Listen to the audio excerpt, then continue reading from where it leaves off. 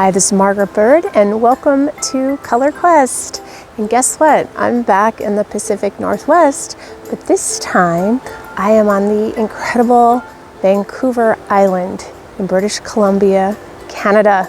I did not pop here straight from last week's video where I looked at olive leaf as a dye source in Greece, but I did meander my way here over the course of a few months, and now in the month of July I find myself here deep in this beautiful rainforest environment, and how could I not be inspired to do something magical with natural color? And today I plan to select a handful of different leaves that I find in this lush forest and do some very simple botanical prints on paper in my oven.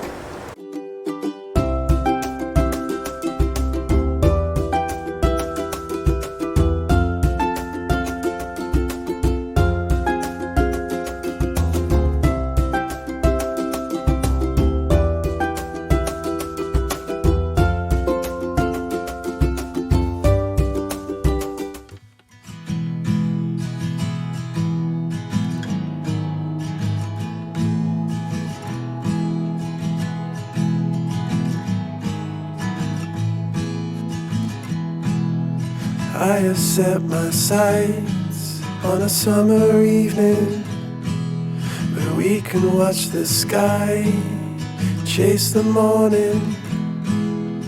Us under the stars, you fall into my arms. There's no one else I'd rather be here with.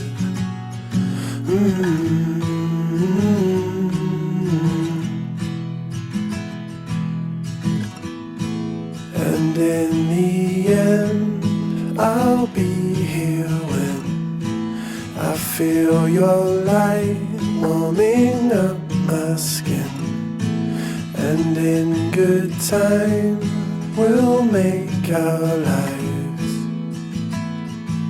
together under tie-dye sky.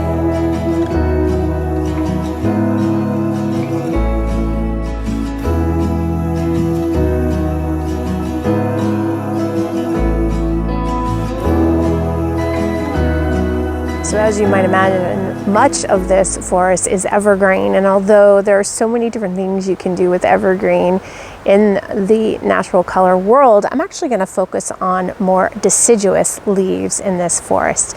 And as in much of the Pacific Northwest, I'm going to be looking at things like wild berries, which can include huckleberries, raspberries, and blackberries. Their leaves could be differences in terms of shape and size that could be great on pieces of paper. And I'll grab a fern or two. They don't impart much color, I don't think, but they have a beautiful shape, and we could see if that might show up in an echo print. And I will be definitely sampling some of the maple because, you know, I'm in Canada. So we will poke around and see what I can find here. It's actually starting to rain, so I will be quick about it. Take a handful back to the place where I'm staying. I brought some very simple things in order to pop them into the oven. I've never done anything like this, so we'll see how it turns out.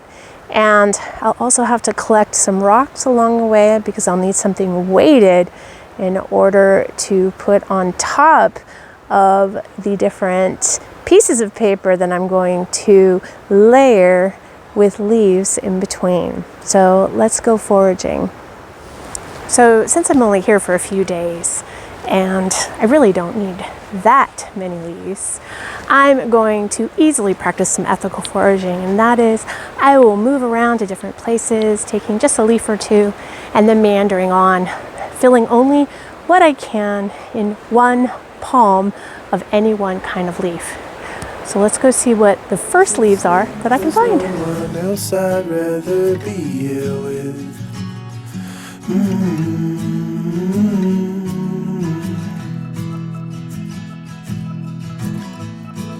And in the end, I'll be here when I feel your light warming up my skin, and in good time we'll make our lives together under tie-dye sky.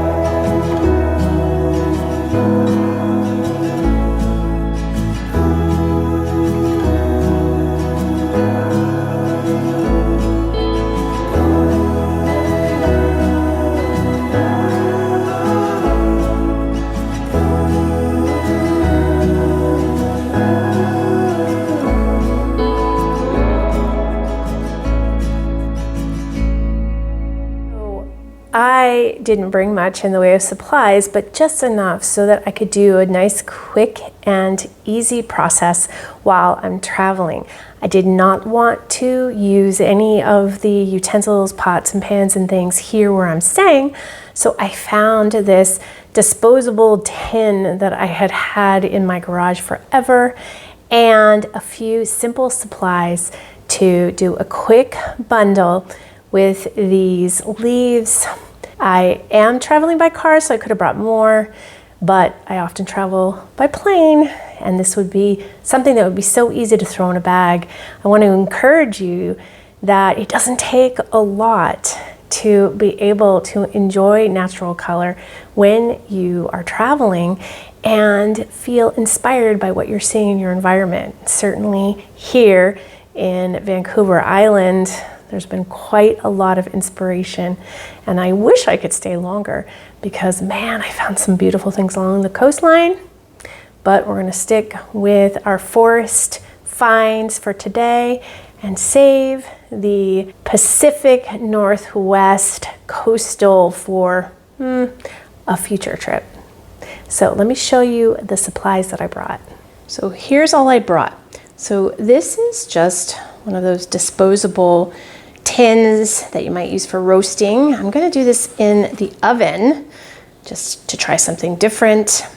I have these watercolor cards, which I used on my trip across the Atlantic to do some pounding of flowers. I've got several of those. They're not very big, but watercolor paper is going to stand up, obviously, to the water that I'm submerging these in. I have some scissors and some string because I'm going to try to do some bundling to tighten it up, and also some aluminum acetate, which I'm going to use to treat the paper and even the leaves, I think, because I've seen that could be something fun and different. I have vinegar. Vinegar I always use as a pH shifter, but I've noticed that a lot of people doing botanical prints use vinegar, so I'm gonna throw some of that in. Why not? And then these are just a few rusty pieces. I have some more that I'm gonna throw in because I want to play around with the iron tannin and see if this enhances our prints, which I know it will. So that is it. Let's get to building. Okay, so these watercolor postcards have the postcard side, and then of course they have a blank side. So what I'm going to be doing is I'm actually going to be doing these back to back like this. I'll be putting the leaves in between so that I get a top and a bottom, and maybe we won't have too much going on this side. I don't know, we'll see. So we'll try that out and see if we get two different prints, one from the top and bottom. And then I'm going to be just putting the aluminum acetate in some hot water to dissolve. And then I will put these cards right in here, maybe 10 minutes or so. I've taken the paper out and I have the leftover alum solution. So I'm gonna go ahead and throw these in. I'll do them with a quick soak.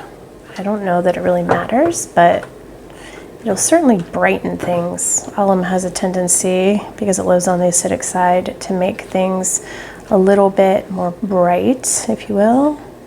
So I'll soak each one of those before I build. All right, so I've taken out one set of cards. We'll see how that works. So we'll start with fern. I'm not expecting the fern, as I said, to have much in the way of color. And I think since I'm going to be playing around with iron and tannin, I'm going to add a few pieces of iron as I go. See if this will add some interest here. This piece, I'm just going to haphazardly throw stuff in.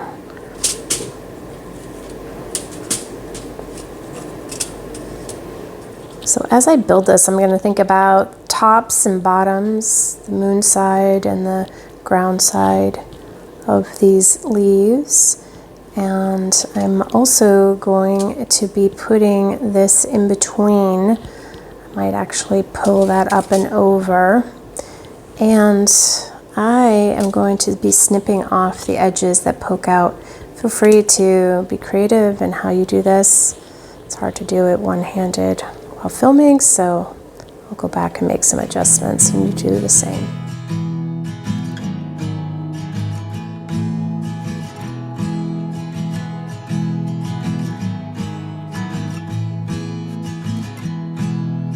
I have set my sights on a summer evening where we can watch the sky chase the morning.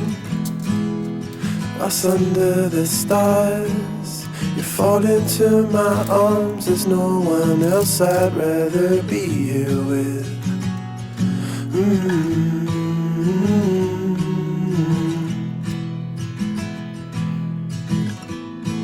And in the end, I'll be here when I feel your light warming up my skin. And in good time, we'll make our lives together under tie-dye sky.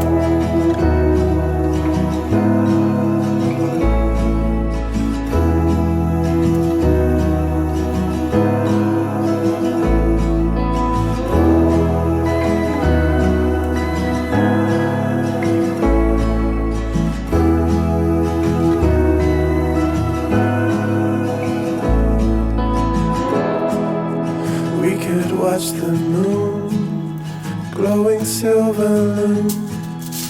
Wait until the sunrise, and in the afternoon, meet me by the oak tree.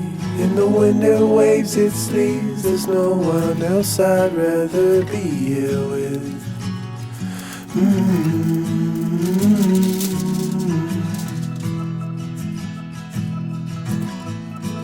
And in the end, I'll be here when I feel your light warming up my skin. And in good time, we'll make our lives together under tie-dye sky. The bundle is done. I am going to put the bundle back into the alum water and use that as my base for the water. I'm going to add some vinegar. Not quite sure what that does, but people say it helps. And I'm also going to add a few pieces of rusty metal to just bring about a little bit more iron water. I am going to fill this up about halfway. I have a couple of rocks that my daughter picked up that I'm going to use to weight them down, and I'm going to put them in the oven at a 350 degrees Fahrenheit, maybe an hour and a half, 2 hours, something like that. That's what we do with steam for leaves and things like that for botanical printing. So see what we get. I'm going to then let it cool, and I'm not going to touch it, I think, for at least overnight, and then we will open it up tomorrow and see what we get. Could be a total jumbled mess. Could have some stars in there. Who knows? Let's go put it in the oven.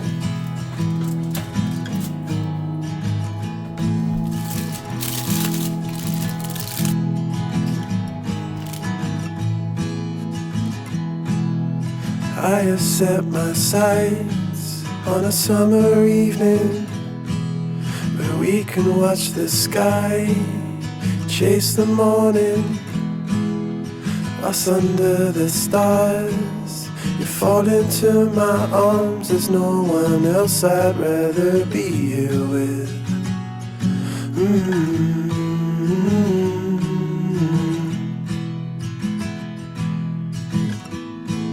And in the end, I'll be here when I feel your light warming up my skin. And in good time, we'll make our lives together under tie-dye sky.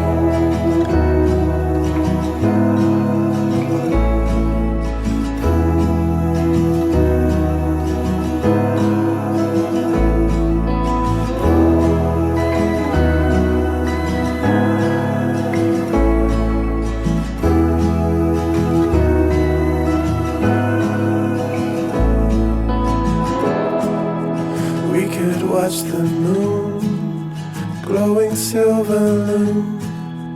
Wait until the sunrise, and in the afternoon, meet me by the oak tree. In the winter waves its leaves. There's no one else I'd rather be here with.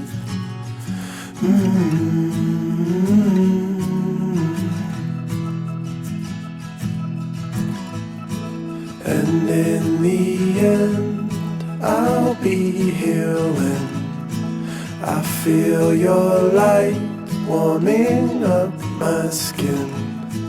And in good time, we'll make our lives together under tie-dye sky.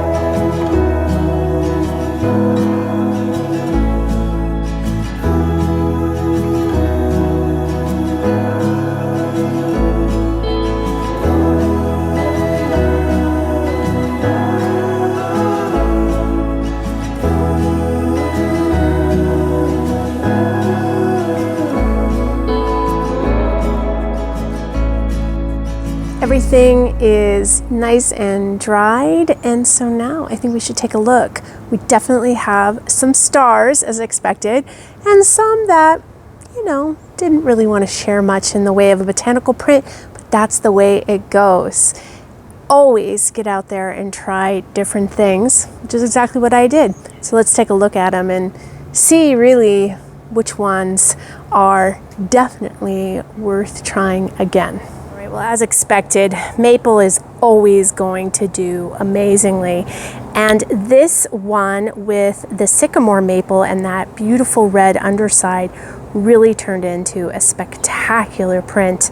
You can see that it had some influence from iron as well. We've got a lot of black, but we got some of those beautiful reds and golden colors as well. And of course, there was a big difference between the underside and the moon side of the prints. But how pretty is this? I mean, these were one on top of the other, and we get such a difference. As two together, they are definitely winners. Next one is more maple, and this one I think is the big leaf maple. Obviously we got this beautiful print here with the rust pieces, and they just really enhanced all of these prints for the maple itself. Here is the top part. We got some greener pieces, a little bit lighter. I know that this piece of metal created a area that didn't press these down maybe as good as they could have been.